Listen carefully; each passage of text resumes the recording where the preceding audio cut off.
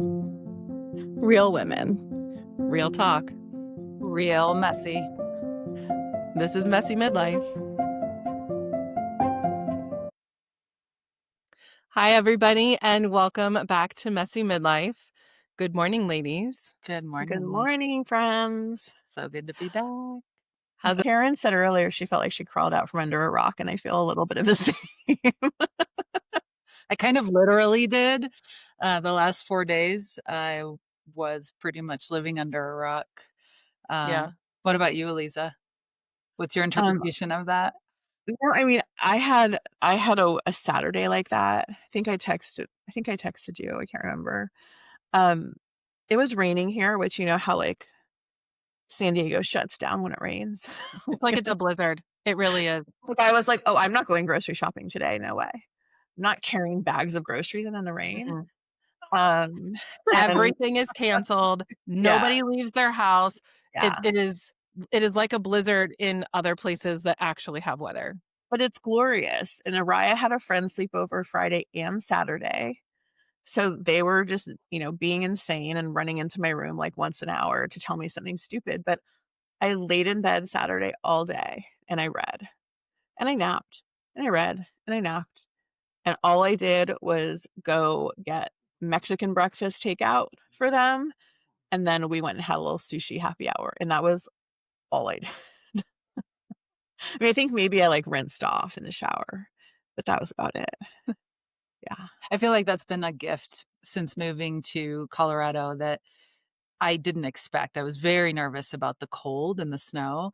And the first time that I went out to shovel after a big snow, I had never experienced silence like that before. And I know this is different, obviously, because it was rain in San Diego, but it's ultimately, right, like the quiet that Yeah. ensues and the Yeah. stillness, which is interesting because that is what I needed. That is why I hibernated under a rock, a metaphorical rock, the But I last think 4 you days. need that though. I used to be really like, especially with good weather, my weekends were like, I have to be out.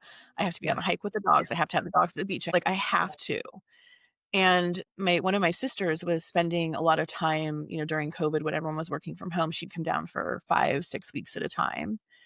And it was like a beautiful Saturday. And we were just like sitting on the couch for a second. And I said, I just want to like lay here with the dogs and watch a movie. And she was like, well, then let's just do that.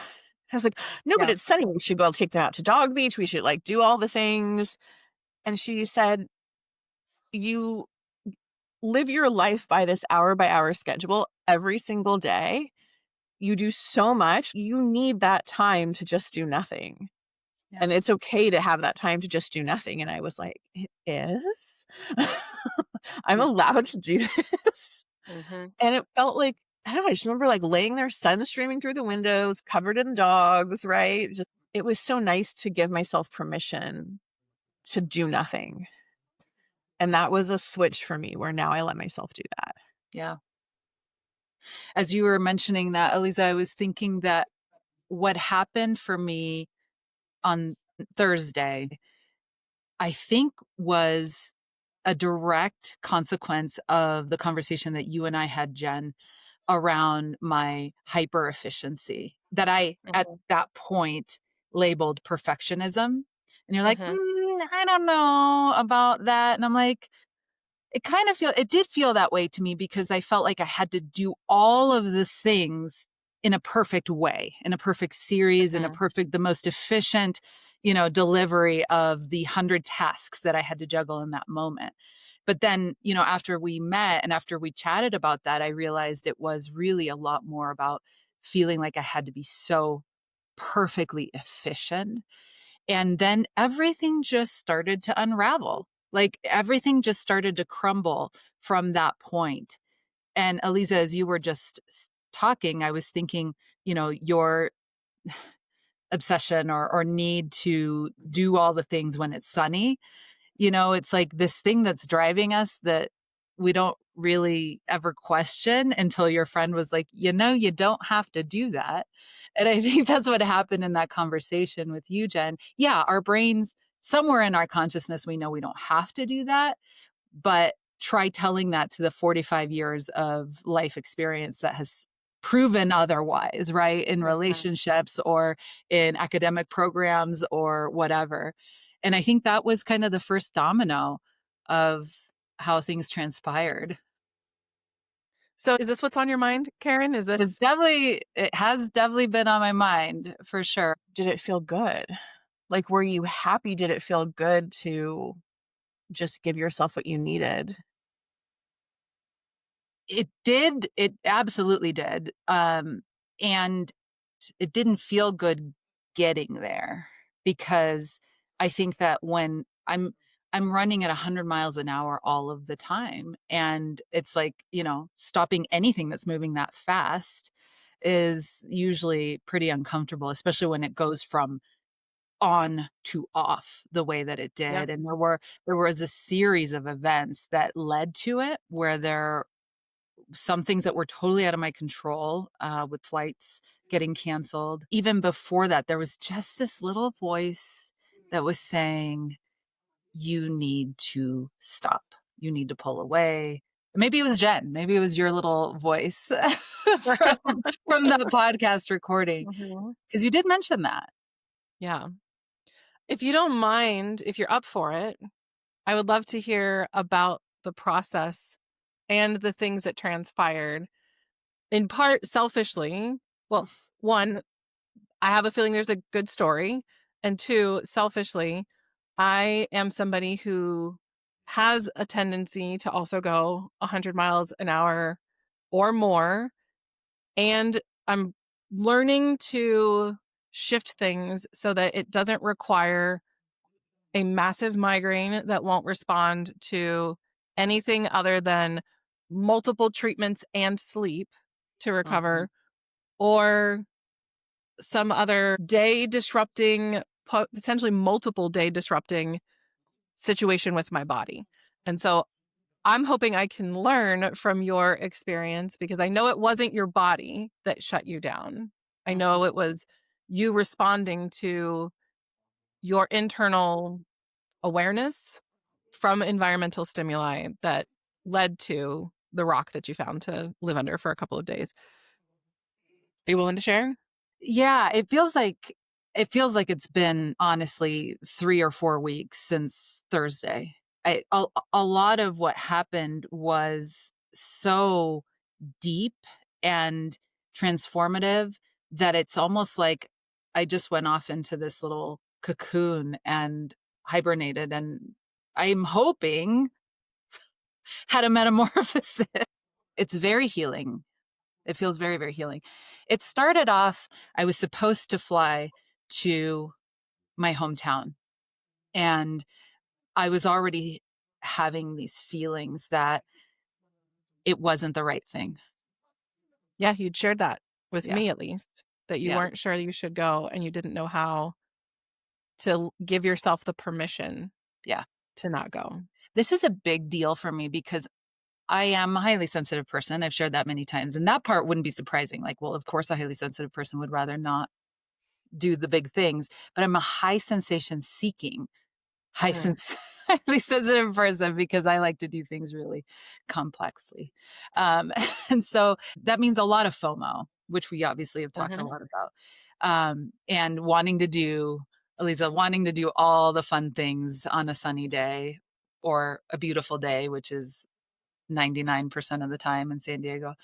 Mhm. Um, and so to think about going to my hometown, which I adore, and being with my favorite people there, and then having this little voice saying, "It's not right. Reconsider." And then I started shifting what I thought was gonna be my schedule there, and trying to decrease the intensity of the trip. And ultimately, what ended up happening is my flight got canceled when I was on the brink of choosing not to go, which would have been really difficult for me and very out of character. And that's what started it all. So then I had these 4 days of what would have been time on that trip that I felt the immediate urge to fill. Ooh, what friends what Mhm. friends are available? What Yeah. activities? What's on my to-do list? And how can I be hyper efficient about all the executing all of the things that are on my to-do list? And there was that little voice again, quit it. Stop. Don't do that. This is not easy for me. I don't know. I don't know if Mhm. you all can Yeah. relate to that. Oh, no, I just no, when I have a voice that steps up to say, "Don't do this," "Step back," or anything that requires me to say no to something, unless it's myself, um, all I end up doing is talking I mean, I talk trash to the voice. I tell the Mhm. voice how wrong it is, and then Mhm. I turn it into all of the ways that I am wrong, or I am lazy, or I am all the ways that I think that I am failing if I don't do Yes. this other thing that the voice is saying, "Hey, it's not time for this." Yes. Yeah. That's my MO for sure. And this time I feel like the voice got kinda grumpy at me, and that's Mhm, what I'm talking about, like, that was uncomfortable for me to mhm. go from my usual 100 mile an hour l day to literally taking my hammock to a nature space and being there for hours and hours and hours. And while I was there, it felt really good. And I started having all this clarity, and life was shining bright in that moment. And then I had to reintegrate back into my Mm, life. And this is when things got really spicy because I went from a place of stillness and clarity and relief. And mhm. I was so excited that I was feeling that because it's unusual for me to feel that. I usually have the sense of urgency and what's next and, what do I have to do that I'm not doing right now. And when Some I people call that anxiety, just, you're the therapist, but some people call that anxiety. yeah, yeah, for sure, 100%. I actually have theory about that. It's a sidetrack, but I think it's really relevant. I was undiagnosed ADHD the majority of my life, and I Yeah, think that the reason I was so successful is because I leveraged anxiety neurochemically to do Yeah. what a medication would have done, and it helped me same. to yeah, I'm sure you can relate. Yeah, Mhm. same. I mean, I It haven't been diagnosed with ADHD, but I that is exactly how I lived my whole life. mhm. It's very effective at Yeah. getting things done and making our life really uncomfortable and unpleasant in the meantime. And then we just start talking to ourselves, and those nasty voices just chime in then too, because why do I have to do this? Blah, blah, blah, blah, blah. So, they're all connected. It's all connected. Mhm. So anyway, so you were not in an anxiety state. You were able to be present in the I moment tried. in your Yeah, hammock, and then very. you reintegrate into Yeah. typical life. You Mhm. went home Motherhood. basically. Yeah, yeah, yep. The whole normal, environment, and that's when things really blew up for me, and I was very aware of the fact that there was nothing that was happening in any of the interactions that happened in my home with my dogs, with my husband, with my son. Literally, I mean, the only one that didn't get in my way was, um, the gecko because he's in a case and Right. Mr. Meatballs was secluded and safe, but everybody else crossed paths with me, and I even in the moment, I knew that there was nothing out of the ordinary, but I just had 0 bandwidth for any of it, Mhm. and it was very clear that um, had re I had reintegrated before my needs were met. But this is reality, you know?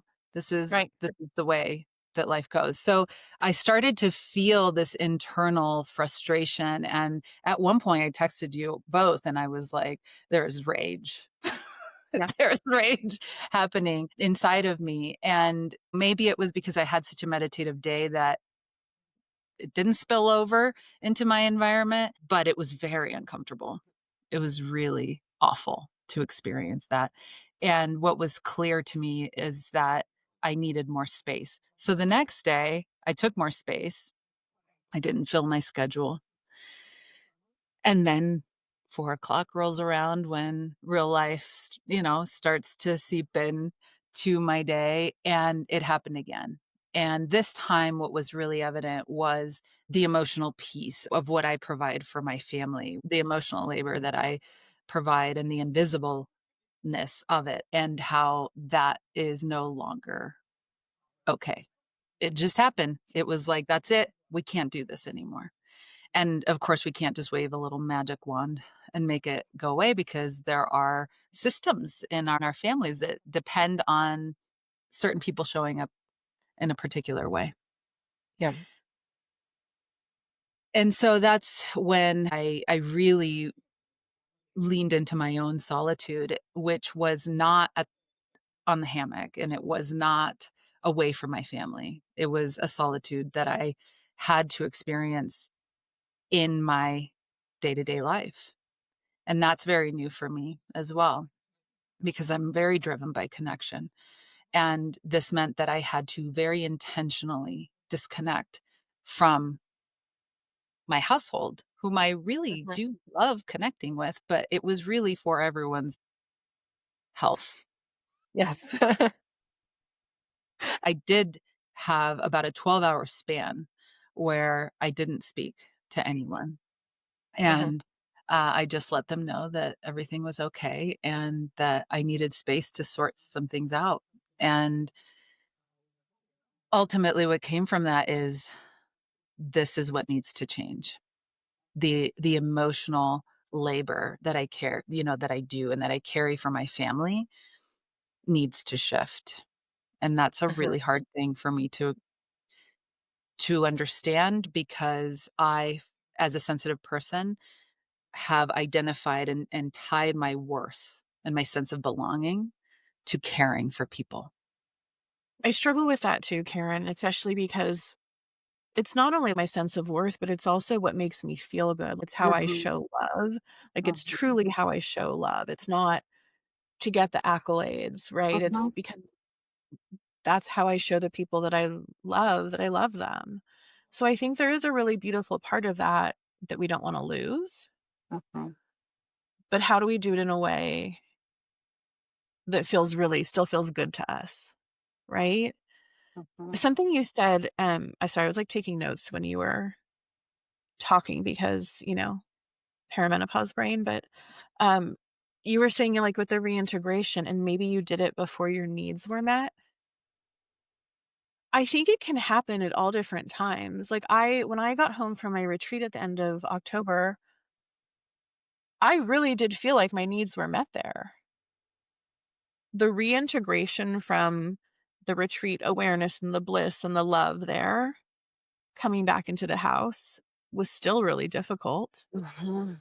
But that is the challenge. Like, it's actually what I've been wanting to talk to some of the women that I did the retreat with is how do you take this kind of idealistic vision that you have of what life is going to be like and then Mhm. come back into regular life and realize I still have to keep like all of those things that I felt there while I'm in this every day.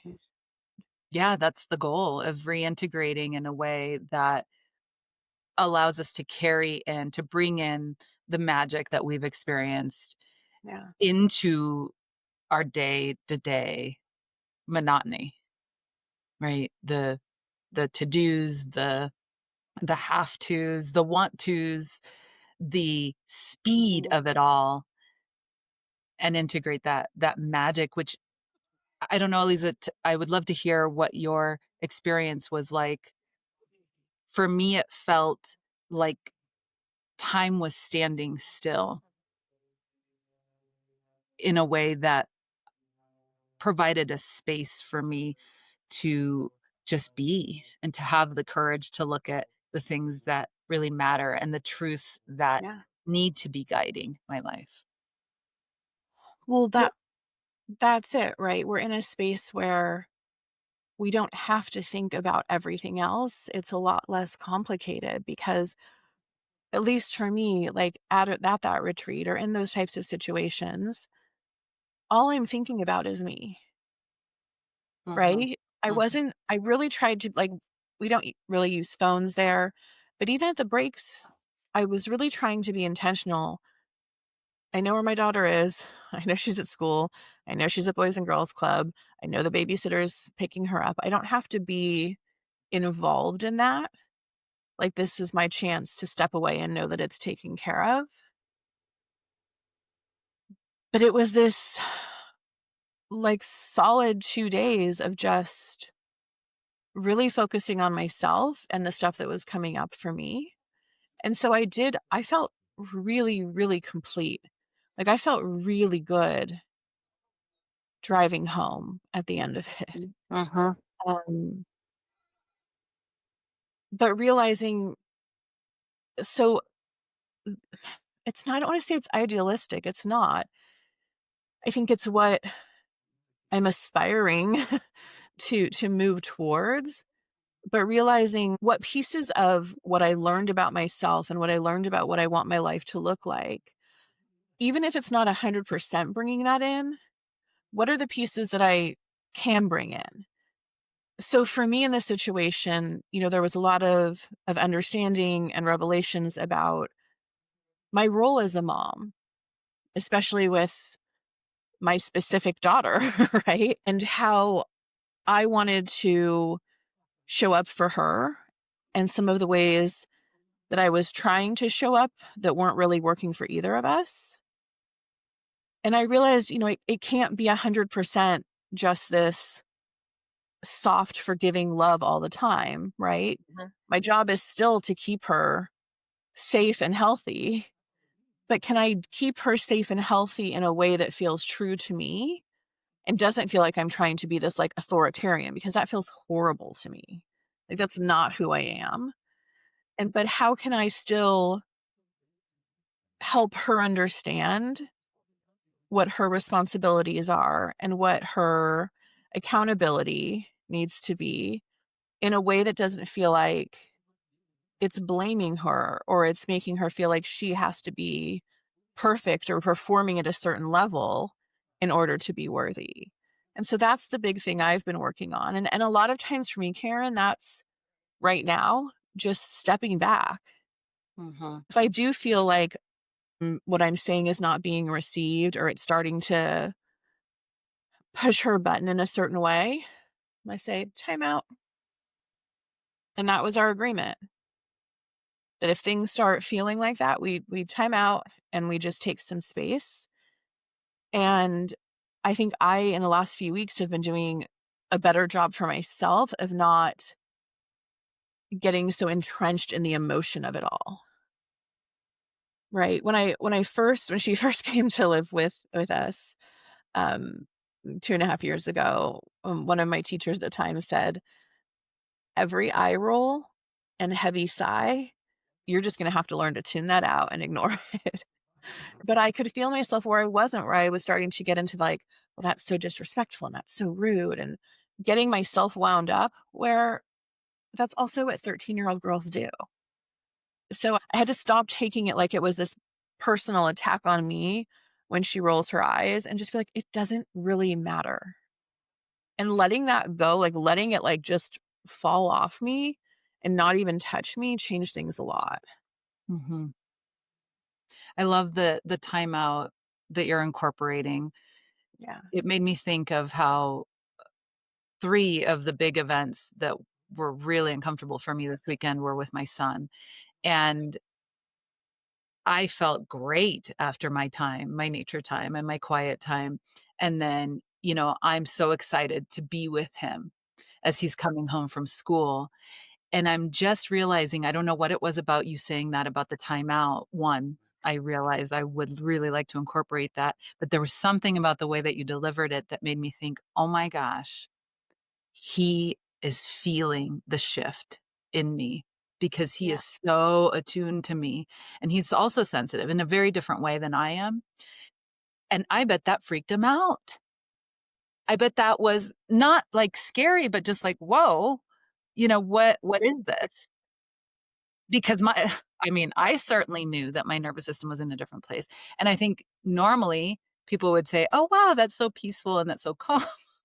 But he's not probably not used to feeling my when he plugs into my energy, he's not used to feeling necessarily he might feel peaceful and calm because I've got all the other things handled. But Mhm. perhaps that might have felt a little scary to him if he's feeling like, "Whoa, she's got her guard down," or something, or, not that he's consciously thinking these things, but feeling them in his nervous system. And how his response was one that was very unusual. He got really grumpy. And I'm just thinking like that would have been such a great moment to time out, Mhm. time out. Something has shifted Yeah. here. I'm wondering if there was any part of it for you that was an expectation that you were holding that expected certain things from the people around you that were unrealistic or unfair because of them being separate humans who had their own day and had a very different experience than you. And if it was just in part you being disappointed for unmet expectations that contributed, and if there was a little bit of struggle maybe between you guys. Yeah, I mean, they're expecting to see me where they left me, and I'm expecting them to meet me where I've come. Yeah. And so, yeah, the expectation of, carrying this feeling through the rest of the day when people have their own stories, and I'm changing the narrative. I mean, that is ultimately what came from that time Yeah. where I was in that stillness. And that always, it doesn't matter what system you're in. When one person changes the dance moves, everybody else is like, what the heck is on the dance floor, right? Like, what Yeah. is going on? That's not Yeah. what I am expecting. Yeah. I had something come up with my daughter this weekend. It was the day that her dad left for a project that he's doing, a volunteer project, and he's going to be gone for about 5 days. And it was slightly unfortunate timing because there was something that happened in my environment that had me distracted and somewhat distressed. And it was an important thing that needed part of my attention, but I was then the only adult around her and I was her only person, and we had some things we needed to do. And she was either actually legitimately being a little bit more forceful in trying to get my attention and a little less patient, or I was more reactive to things, and I don't know what it is. Ultimately, it might have been both at the same time. And I finally reached a point that I did something. I Instead of saying I needed a timeout, I just told her, I said, "I think we need a reset. I'm feeling irritated by you, and I think you're feeling irritated by me. And that's not how we normally feel about each other or feel toward each other. Here's what's happening for me."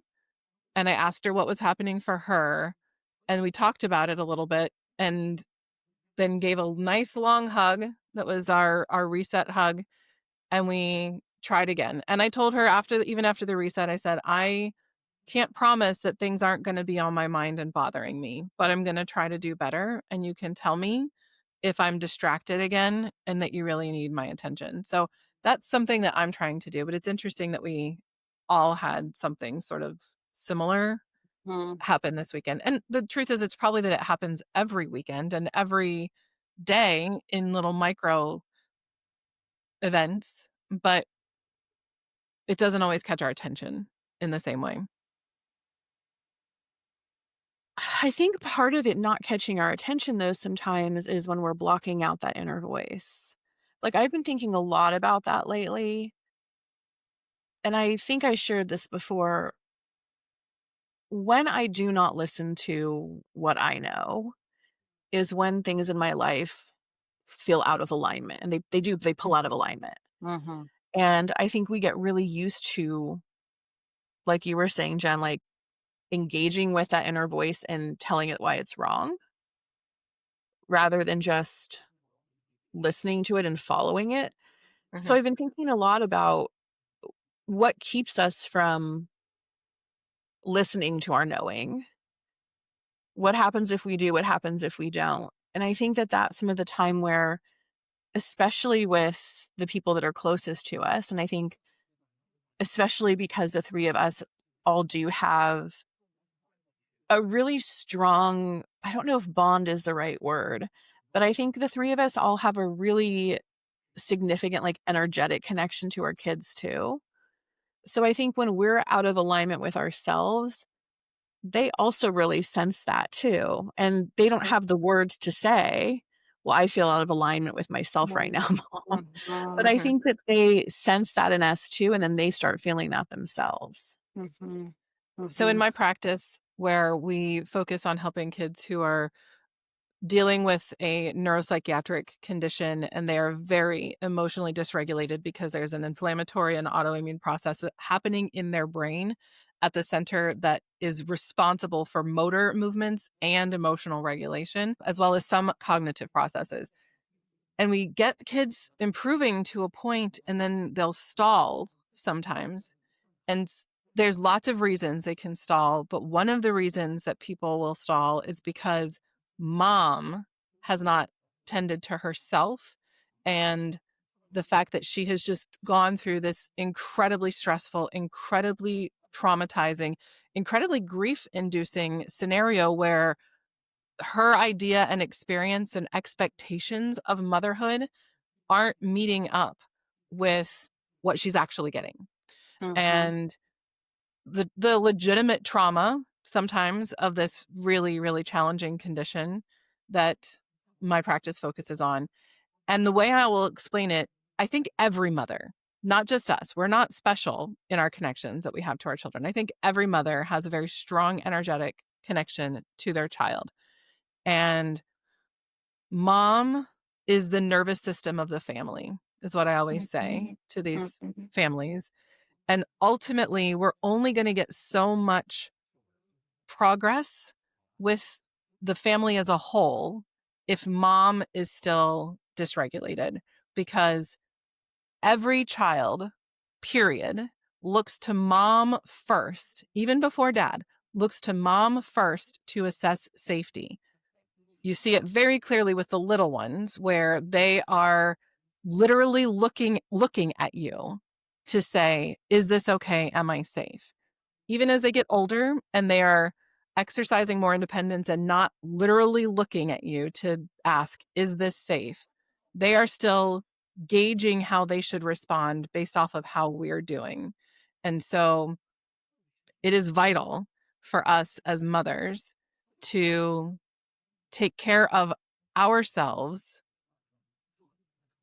eh, because other people are not going to be doing as well if we're not doing well. And I realize every time I say this, and this is where my pause came from, when I say this right now, when I say it to patients, when I say it to the community that I serve, I say it from a place of love, even though it does kind of sound like blame. And it's walking that line of it's not your fault and nobody can do anything about this except you. It doesn't sound like blame. It just sounds like reality. Depending on the circumstance that somebody's hearing it in, it can Yeah. sound like blame because it sounds an awful lot like the voices that we use to ourselves when we're saying, don't listen to your inner knowing. mhm, Yeah. And depending on the state somebody is in when they hear it, mhm, if they're in a coerce or combat state Yeah. versus a curious or even collaborate state, Yeah. that it's going to be received very differently.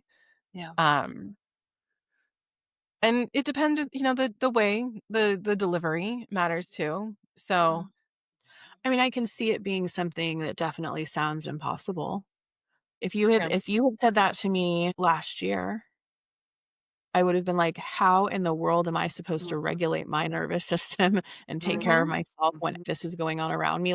I don't have that luxury. Oh, you guys, Yeah. like 8 episodes ago, maybe, you were literally saying this to me when Yeah. I was dealing with a really intense pain situation and in an anxiety state. What's the future going to look like? How am I going to handle this? What am I going to do? And you were you are everybody, both of you, everybody I talked to was trying to tell me that I needed to listen and find a way to stop and slow down. And I couldn't wrap my brain around it. Yeah. Yeah.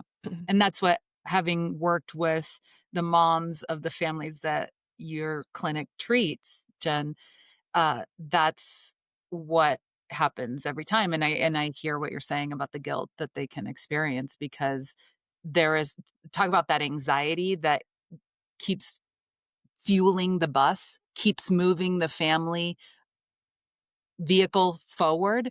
I mean, Yeah. these moms are so hypervigilant about everything because they're terrified that something else is going to hurt their child. Yes. And so they're in that state, and hearing your nervous system is part of the medicine can feel terrifying, because they are, like what you were saying, Eliza, not in a place where they feel they have the bandwidth to manage that. So I very much understand what you're saying. I have so much compassion for that population. Well, and this is where I get really frustrated with some of the toxicity of some of the messages that we hear on social media from integrative doctors, functional medicine doctors, naturopathic doctors, therapists, where we are getting the message that we have to do more to take care of ourselves. Mm-hmm. And it can feel like more pressure, more work. It can feel inaccessible. The fact that, Eliza, you went to this retreat that was wonderful. How many people is that actually something that's accessible to them to have the time and the financial resources to attend something like that? And Karen, you had the luxury of having a day canceled, which is available to everybody.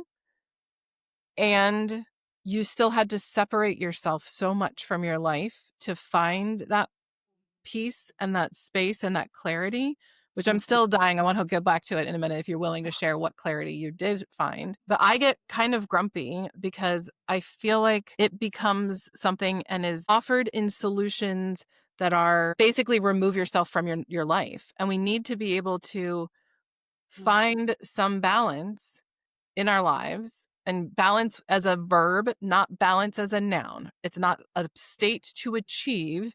It is something that is a changeable. So sometimes balance means that we're going to be doing more of the go, go, go family stuff. Things need to be taken care of. And sometimes we're going to have the times where we say, nope, not today. I am furniture today. Or as Eliza says, I am blobbing today. I call it being furniture. So I am furniture today.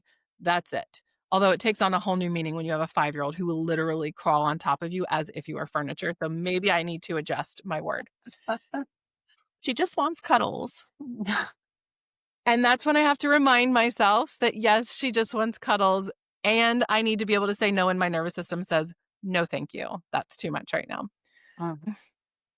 I referenced this book, I believe, last podcast or a couple of times ago that we spoke, Real Self-Care, that is more about recognizing that self-care means saying no to things and not buying a candle or going to a yoga class or going to a retreat or something like that, that it is creating the space in your home to be able to have the opportunity for balancing, so that we don't have to remove ourselves from our life to be able to find peace, and then have this big clash that happens when the peace and clarity that you were able to find separate from your life come into connection with your actual life.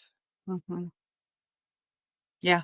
That was my aha takeaway from the last 4 days. It's the role that no needs to play in my life right now. And frankly, it's a lot less about the no's I tell other people and so much more about the no's in here of But no, the hard don't do thing, this thing.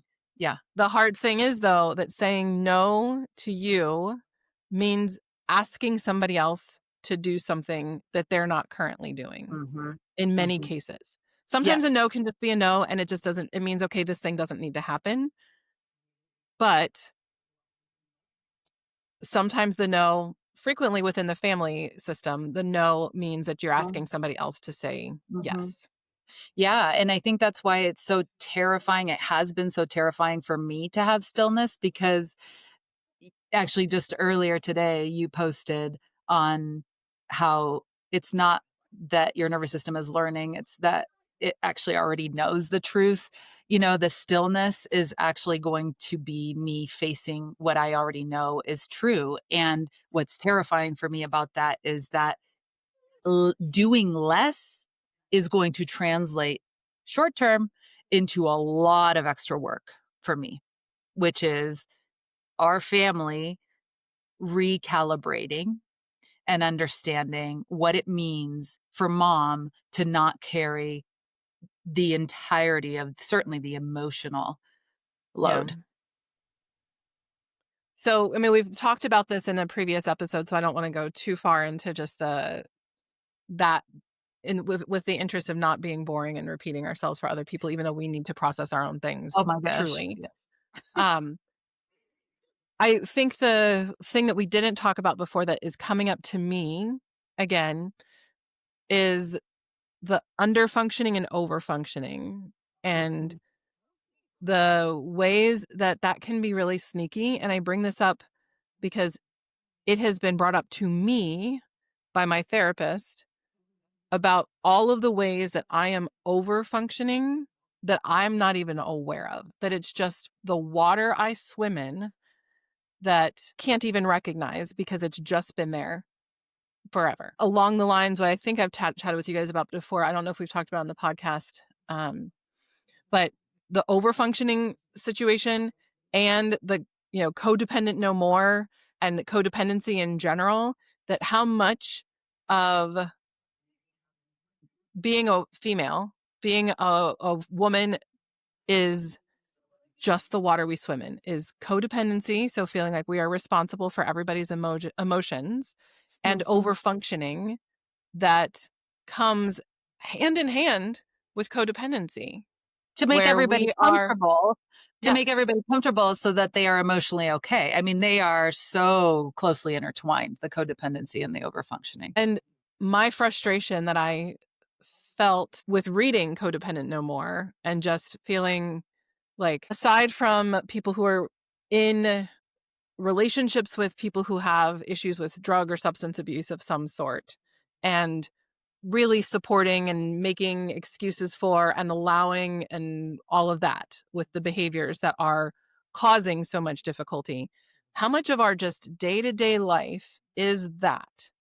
And what kind of systemic shift would we have to do to break free from it? For me, what came up this weekend was because I'm still in process, obviously. I mean, Yeah. it's not new. It's been building little by little. And uh, I was reminded of a Brene Brown quote from a brilliant essay that she wrote that I'll read later. But I, I I'm noticing that what is really critical for me as I navigate this paradigm shift in my own personal life with my family, what's critical, and this goes back to a lot of what Eliza was talking about with her daughter, when we have these moments of I'm not quite sure which way this is going to go or how we're going to resolve it, staying connected in that moment with that person, saying, I'm not really sure what the answer is, and I love you. Which historically for me has been, if I'm in a place of needing solitude or isolation, I'm not able to do this in between connection thing. I'm like in self-preservation mode where I'm like, I don't want to see you. I don't want to look at you. Not saying that didn't happen a couple of times this last weekend, but I recognized how important it was for me to come back and say, I don't have the answers right now, and I love you. We are still connected, and we're going to navigate this together. I'm curious if you are willing to share, just a bit of a shift here, what the clarity was that you had in the hammock. It wasn't in the hammock. In the hammock, it was, this is very important. I need to have more of this stillness, which for me is a big message because I work so hard to not have stillness. Not that I'm actively avoiding it, just that I feel that my worth is on the hyper efficiency side of things. And so the spiritual aha moment in the hammock was, you have value sitting in this hammock. You are loved and you are whole in this hammock without tending to anything on your to-do list. So that was the hammock spiritual aha. We are human beings, not human doings. Mhm. Yeah, that was 100% it. That was the experience. And then with my family, it was the new next level of our evolution towards greater health as a unit and as individuals, is staying plugged into them, connected to them, in those moments where I don't have the answer. I know this isn't right. I know this isn't working. I don't know what the next answer is.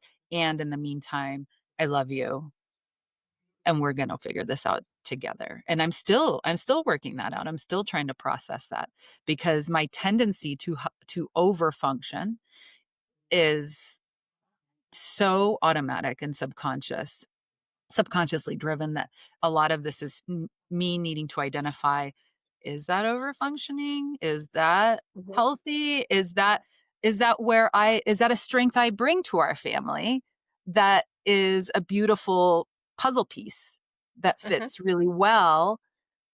And I think the answer to that, and what I'm really understanding and why I love this quote that I'm going to share, is, do I feel whole and energized and vibrant when when that puzzle piece fits into the bigger picture, Mhm. or am I feeling drained?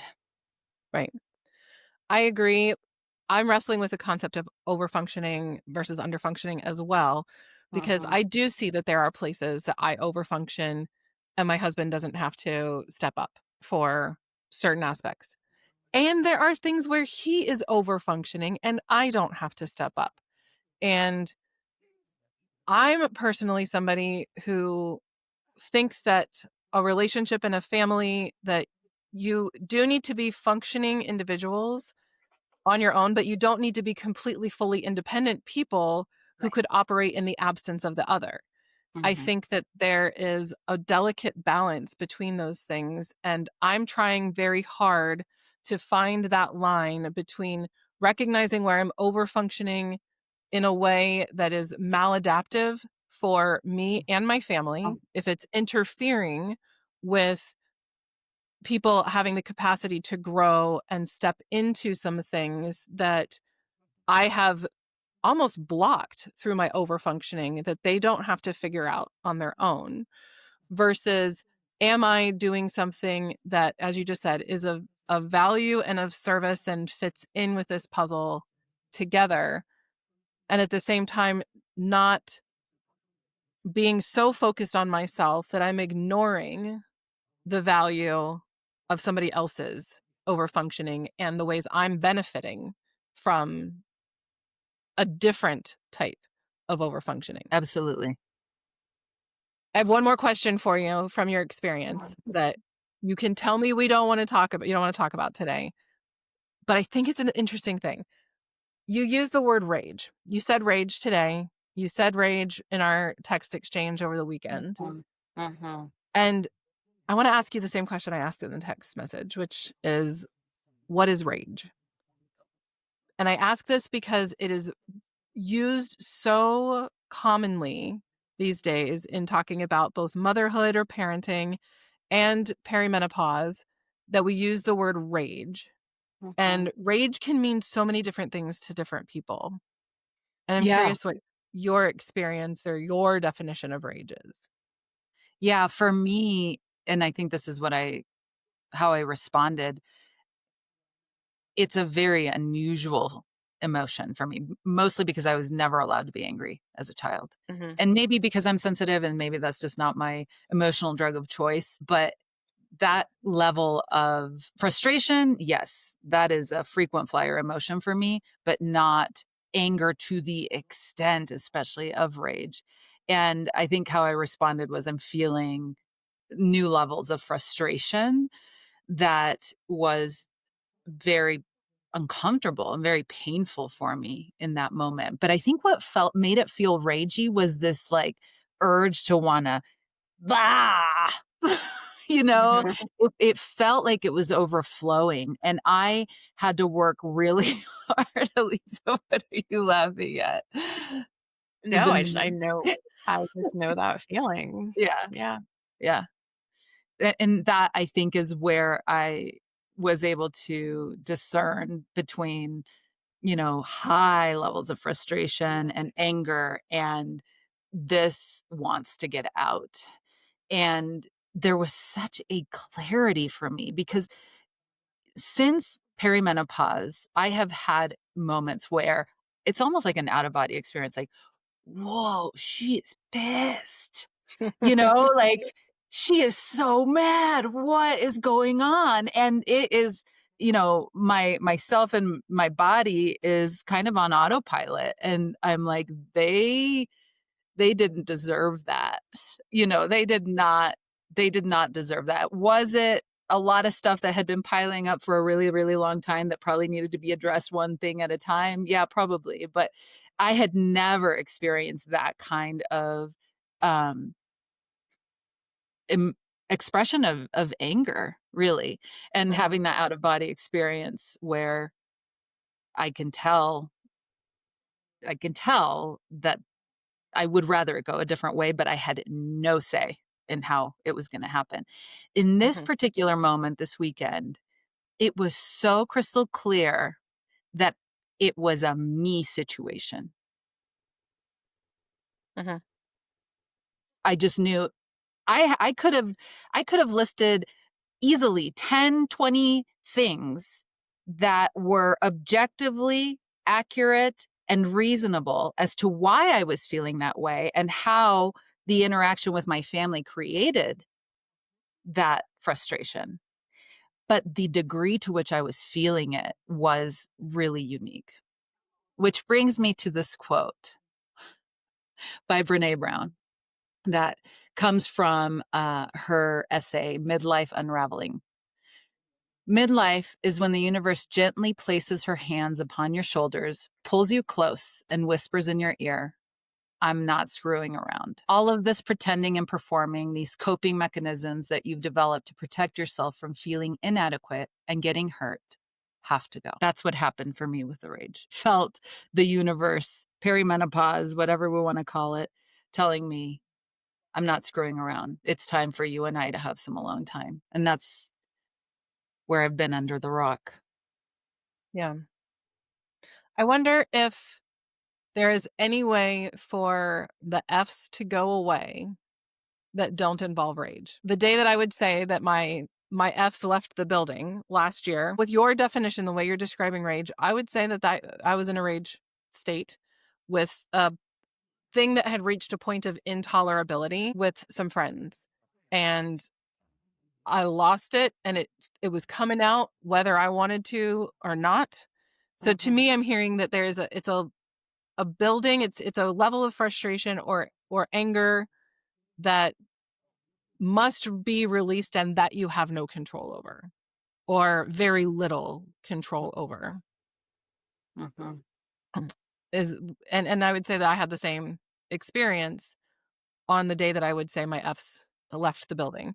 And I'm just curious if anybody has had a different emotion associated with their F's leaving the building, or if rage is a necessary and vital part. Is it the fire of the phoenix? I Yeah. think it's absolutely necessary, and I think it's also absolutely acceptable. I think we're kind of trained to think it's not okay to be angry. I mean, I certainly was. I wasn't allowed to have that emotion. But I think it's a really important emotion to feel. I don't think there's anything wrong with feeling rage. I know that it feels uncomfortable to us and that we don't like how it might affect other people that we love and that we care about, but there's something really important about being able to feel that and being able to not have to validate why we feel that way. Karen, you said I could list all of these reasons, why I feel that way, but we're allowed to be angry without having to validate being angry and why we're allowed to be angry. We get to I'm angry a lot every day just about the state of the world right now. Mhm. And I could list all the reasons why I am, but I don't have to. I'm allowed just to feel angry about that. I'm Mhm. allowed to feel angry. I agree with one small disagreement. My small disagreement is that I agree that we're allowed to feel anger and that anger is an important emotion. The nuance of rage feeling like it is something that is controlling you or that cannot be controlled, that I feel like it's okay when it happens. Yes. And it's also not okay that we have to get to the point that it happens, because if we address our emotions earlier Mhm. and we're able to share our emotions earlier, theoretically, we wouldn't get to the place that it reaches the point that it is rage, where it is controlling us rather than us being able to be informed by and responsive to our emotions. Yeah. I don't think that's a bad thing, though, to have it be uncontrollable. Like, I hear what you're saying. Yes, theoretically, if we do the work and we address our emotions, it doesn't boil up to that place, but I don't think that's true. I think that you can still I've been in that situation where I've addressed my emotions. I've been very clear about them. I've been aware. I've been doing the work.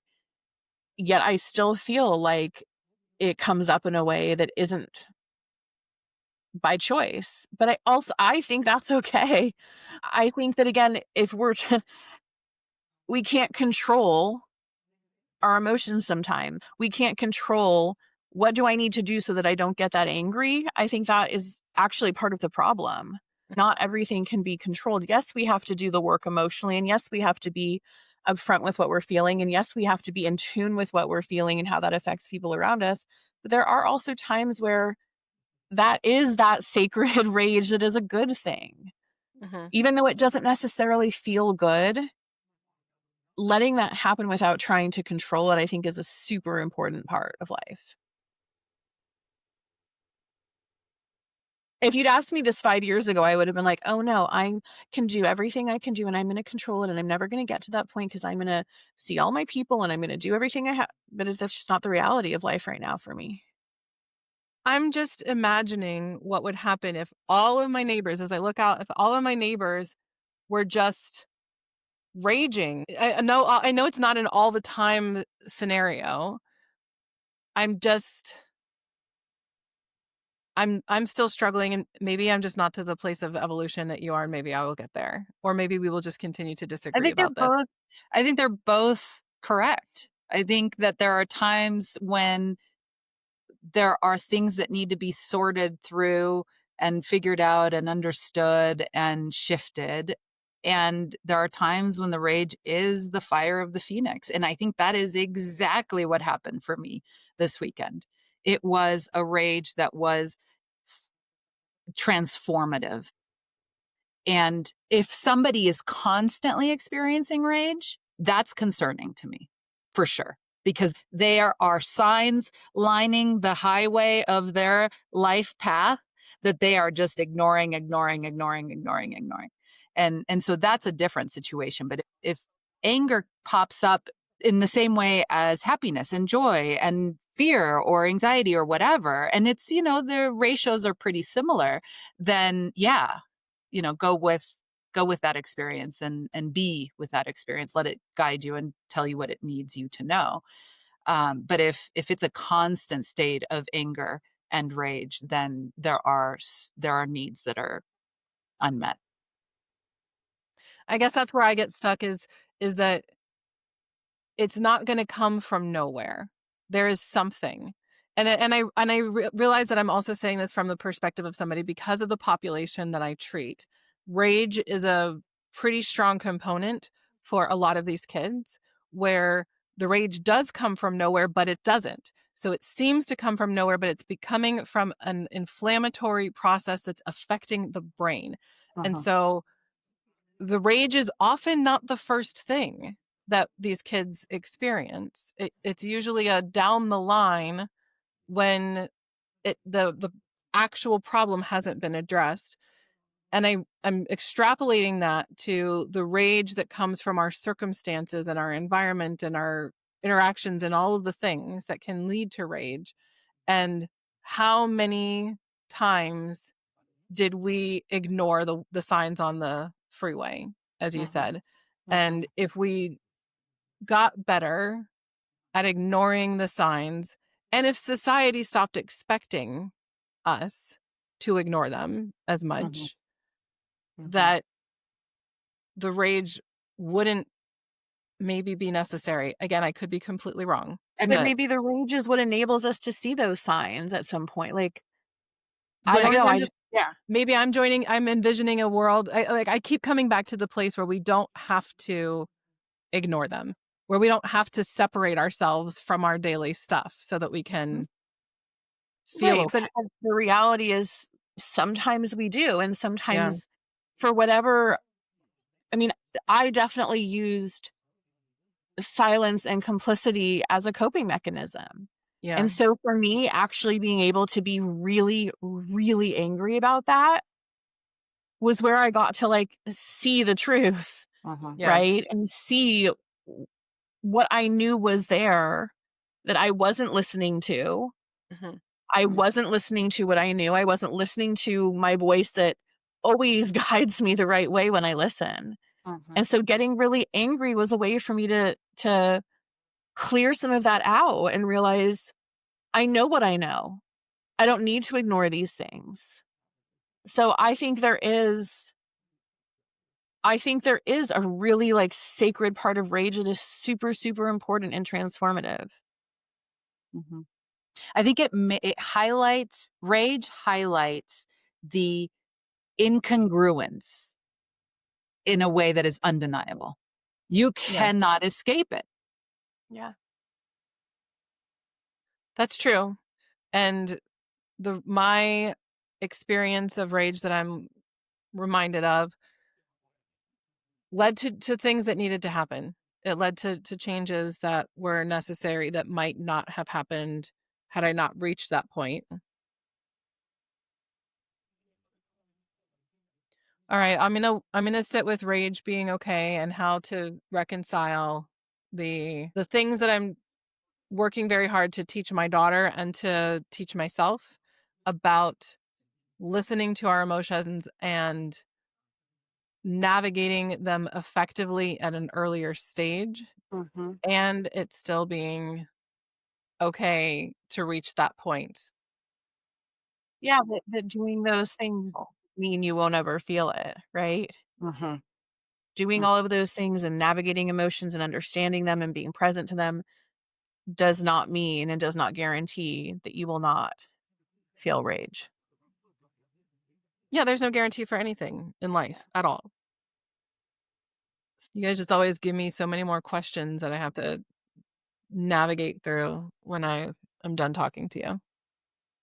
I think the overall goal is definitely to have less incongruencies in our life. I think that's what you're saying, right? You're like, if we can tend to the things that are not fitting well, and whether, we hear about that through our emotions or feedback from a relationship or whatever, the goal is to really align with our own truth in our lives as much as possible. And sometimes rage can come out of nowhere. I think mine this weekend has been building for a very long time. And it just happened. And I finally, the sign had to collapse in the middle of the road for me to stop, you know? But I do think that there are times when it is instantaneous, and that is, this is not okay.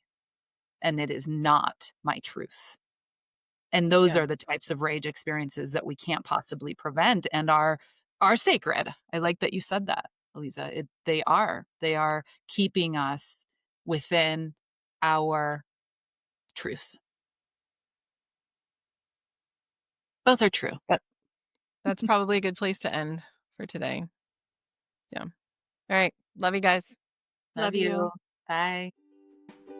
If our messy is your kind of messy, We'd love for you to rate, review, and follow or subscribe wherever you get your podcasts. We'd also love to know what's on your mind. If you were to join us, what would we be talking about? Email us at messymidlifepodcast@gmail.com or message us on Instagram or TikTok.